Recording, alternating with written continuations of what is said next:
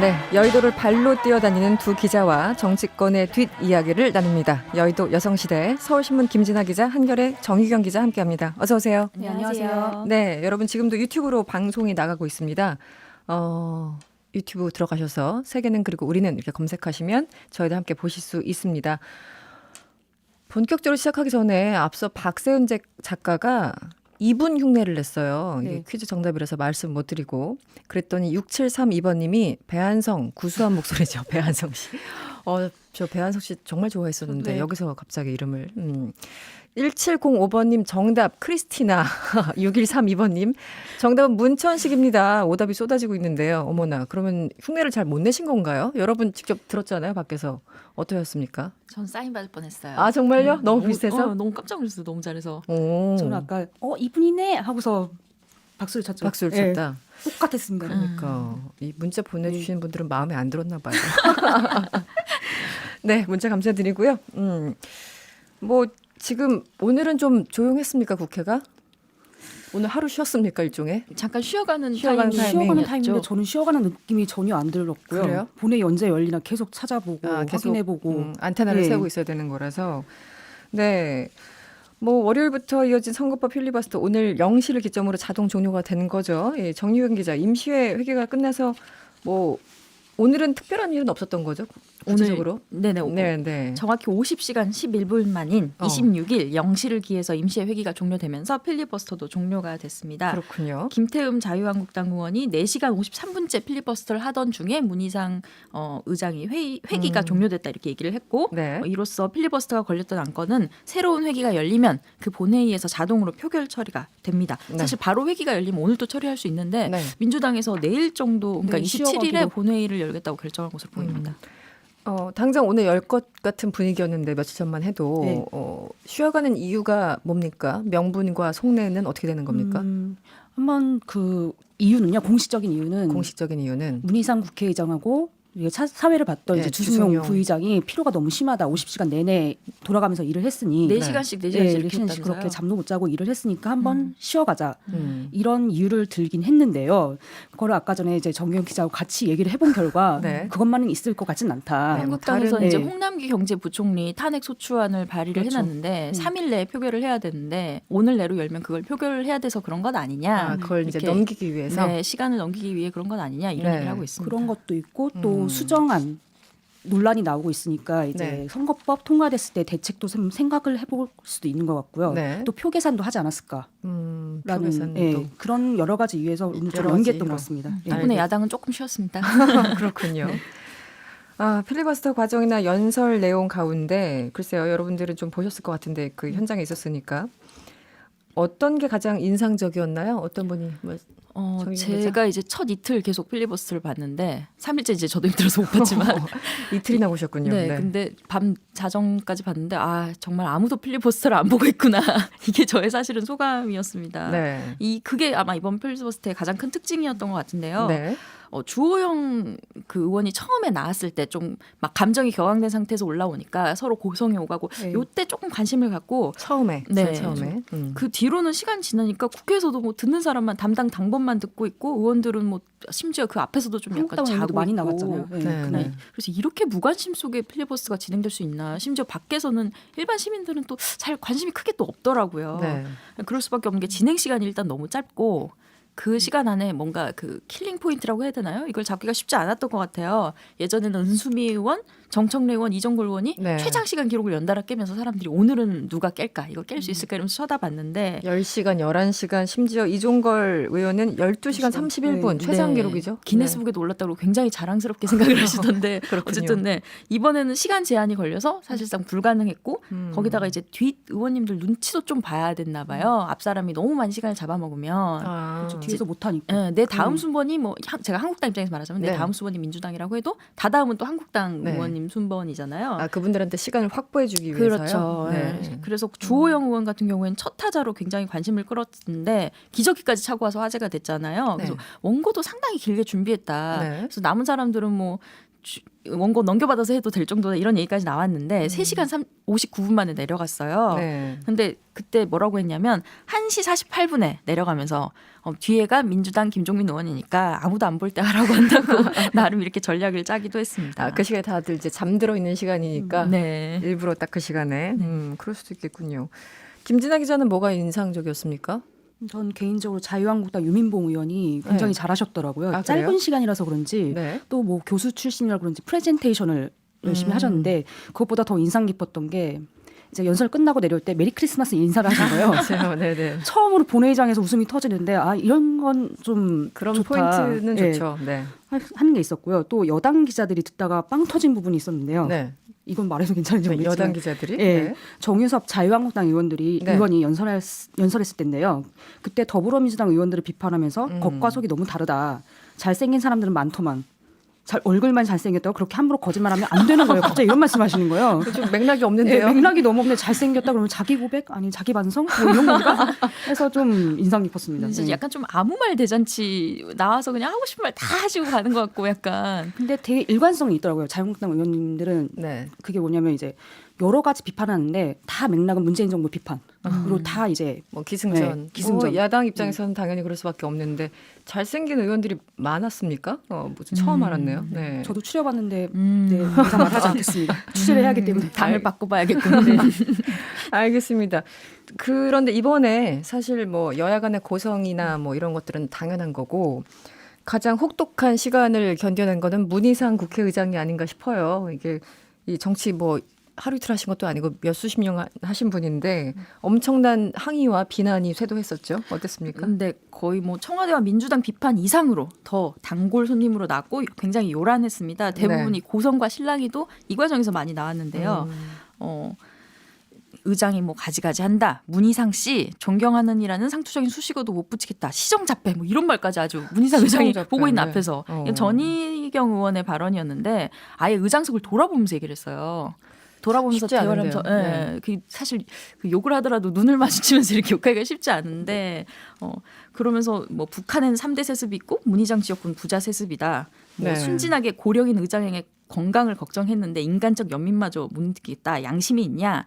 30년 정치에서 문희상 의장처럼 되면 무서워서 하겠냐? 이러니까 이제 서른 민주당 의원이 듣다 폭발을 해가지고 네. 문희상 의장이 서른 의원한테 그만하라고 말리는 이런 일까지 생겼습니다. 근데 진짜 전희경 의원이 그 필리버스터 약 올리는 데는 국회에서 최고봉이 아닌가. 최고입니다. 네. 민주당 관계자들도 전희경 의원 타임이 되면은 이제 긴장? 왔다. 아, 봐야 긴장하고. 된다. 그래서 네. 그런지 굉장히 항의를 많이 하시더라고요. 서영교 의원도 그렇고.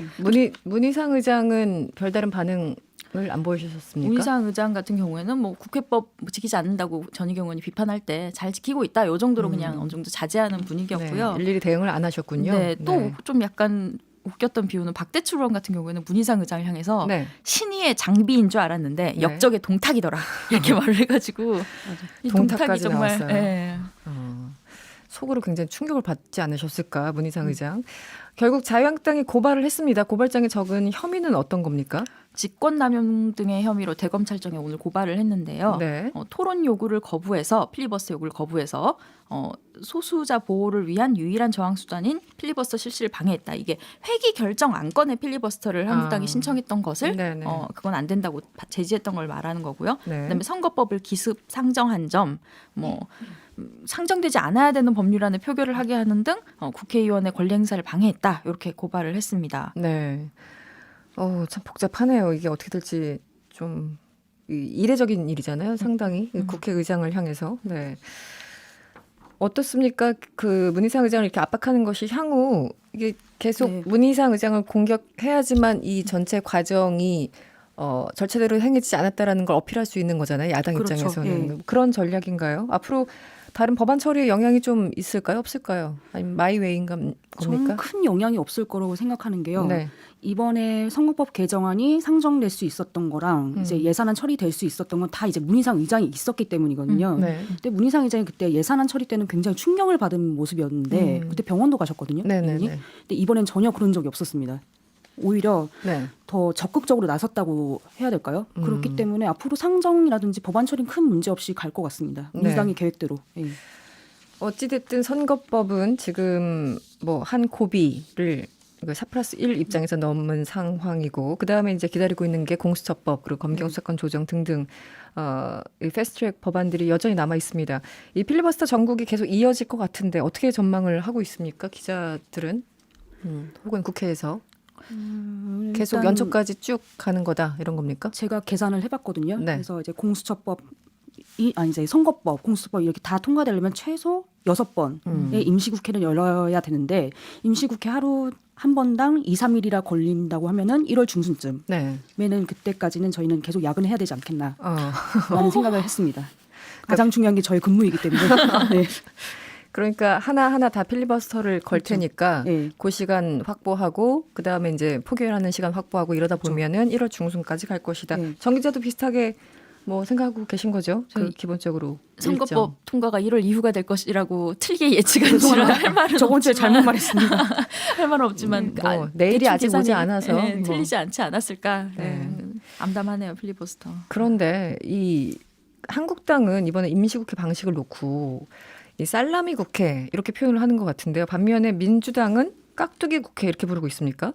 네, 지금 이름을 이 네이밍에서 주는 어떤 이미지 때문에 그런 겁니까? 왜 이렇게 저희는 이제 부르죠? 그냥 쪼개기 국회라고 쓰고 있는데 네네. 사실 이 살라미 국회라는 말은 한국당이 꾸준히 해온 말이기 때문에 한국당으로서는 계속 쓰는 것 같아요. 2018년 3월에 네, 홍지만 전 대변인이 네네. 그 개헌 문제를 놓고 개헌 살람이다, 뭐 자몽 헌법이다 이러면서 살람이라는 말을 처음으로 끌어왔고 네. 그 다음엔 뭐 김성태 전 원내대표가 살람이 쪼개팔기다 뭐 이런 식으로 얘기를 하는 등 주로 써왔던 주로 말이기 써왔던? 때문에 한국당은 네. 살람이라고 써서 저도 이제 좀 자연스럽게 받아들였는데 네네. 사실 저는 깍두기란 말이 왜 나온지가 더 그것도 아마 궁금하더라고요. 민주당에서 써서 나온 걸로 알고 있는데요. 근데 둘 다 독자들은 이해를 못할 수 있기 때문에 그냥 쪼개기 국회라고 쓰는 게 더 전 근데 나은 것 같습니다. 확실히 네. 살람이라고 말을 하면 좀 약간 뭐랄까 사치스럽고 네.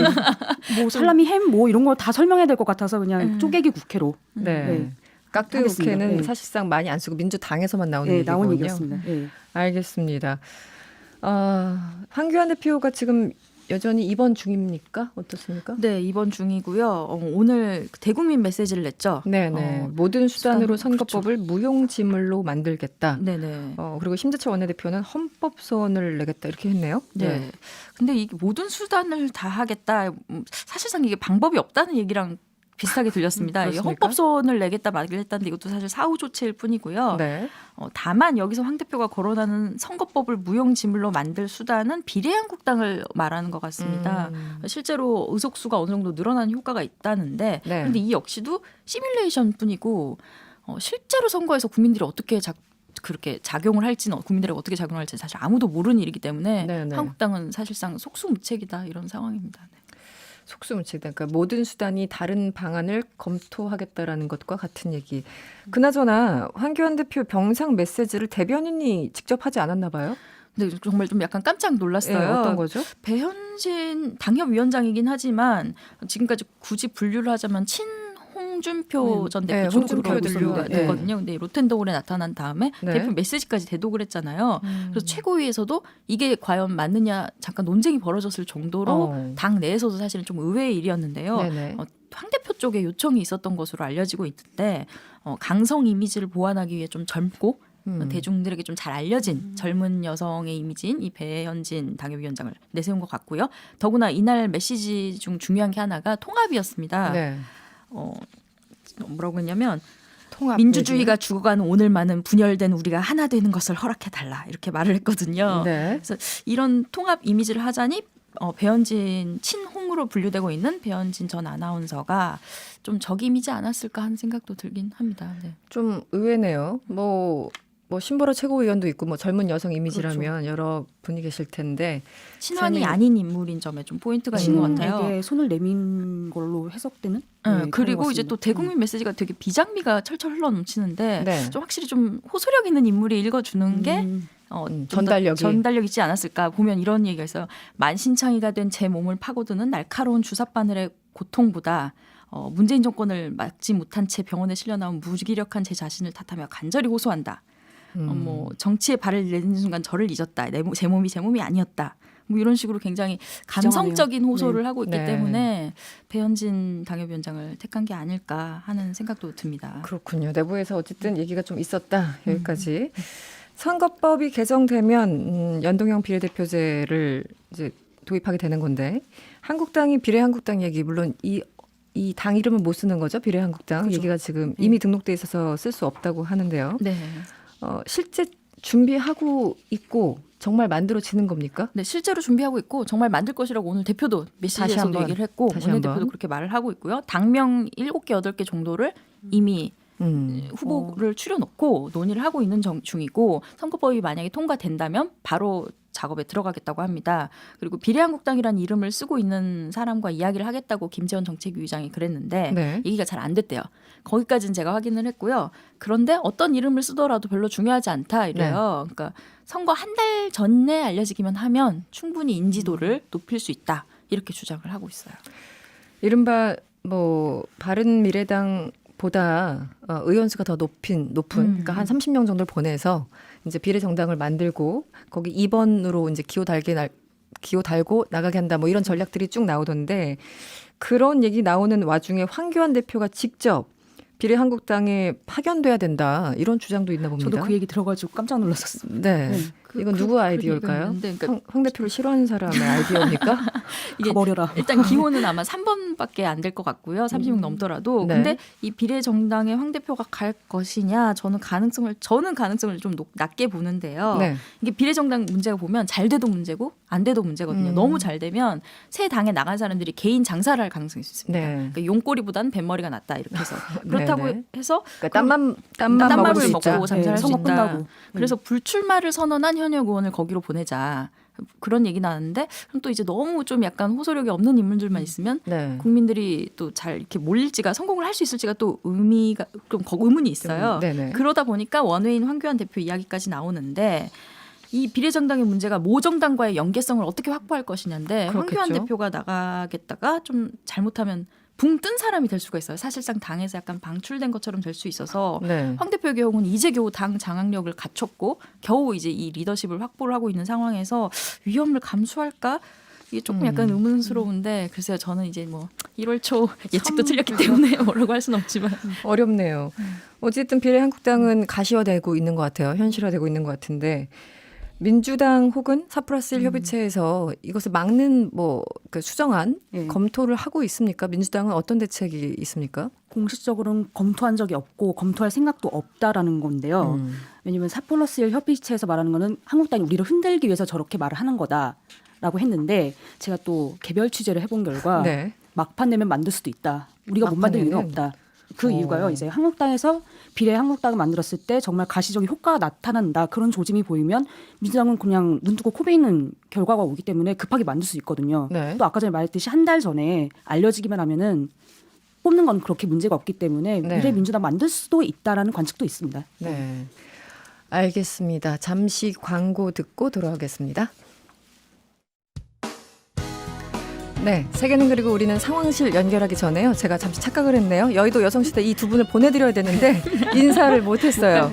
네, 두 분 이제 다음 주에는 2020년이네요. 네. 네, 내년에 뵙겠습니다. 오늘 네, 고생하셨습니다. 감사합니다. 미리 새해 복 많이 받으시길 바랍니다. 모두 건강한 한 해 되시길 바랍니다. 네, 김진아 기자, 정희경 기자였습니다. 여러분의 퇴근길을 꽉 채워드립니다. 평일 저녁 6시 5분 이승원의 세계는 그리고 우리는